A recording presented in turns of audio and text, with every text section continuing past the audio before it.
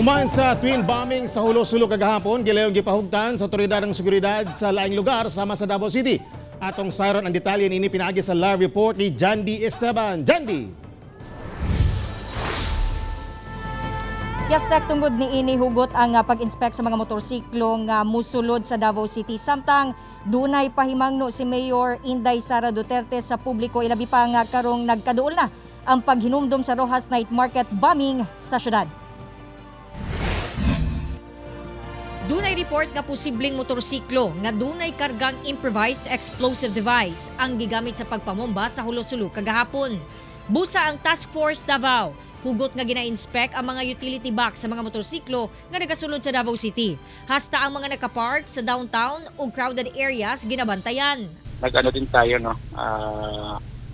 na ensure na yung mga areas in Davao City in which have been declared as maximum security zones, kagaya ng yung sa San Pedro Square, ay ma-ensure na walang mga unattended motorcycles.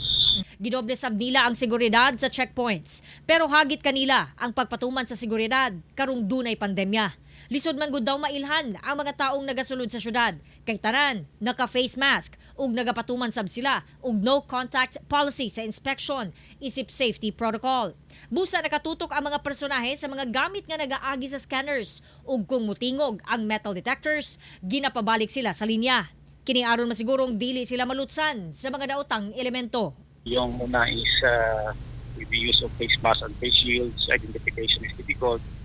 Number two is we are implementing yung no contact policy sa inspection. Ibig sabihin, medyo babagal-bagal tayo sa inspection dahil imbis na sana mabilis lang na pagtumunog, pagkapan mo, ma-ascertain mo na associate lang pala or may coins lang pala siya sa pulsa niya.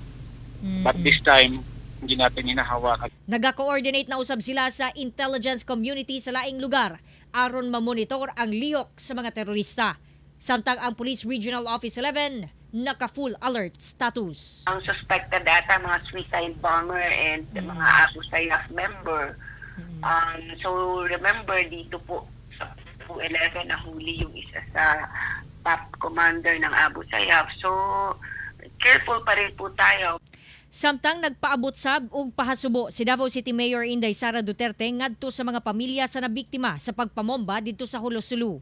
Duna sab kini pahinumdom sa mga Davaoenyo. Ilabi pa nga nagkaduol sab ang anibersaryo sa mangilngig nga Rojas Night Market bombing nga nahitabo niadtong September 2, 2016. We express our sympathies sa mga taga-Hulo.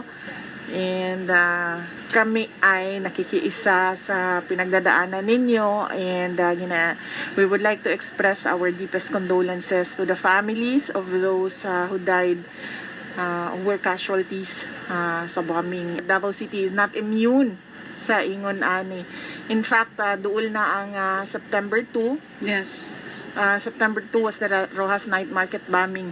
So kinahanglan, we should support the culture of security nato diri sa atua sa Davao City.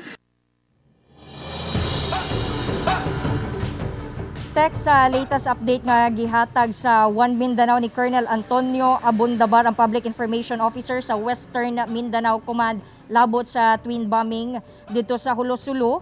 Miabot na ang wounded sa 74, 20 niini ang sa AFP, 48 ang sa sibilyan, 3 ang sa local police ug 3 sab sa SAF. Ang mga namatay miabot na sa 15, 6 ang sa sibilyan, 8 ang sa AFP ug 1 ang sa SAF. Samtang padayon pa ang ilahang investigasyon labot sa maong pagpamomba. Tek. Daghang salamat, Jandy Esteban.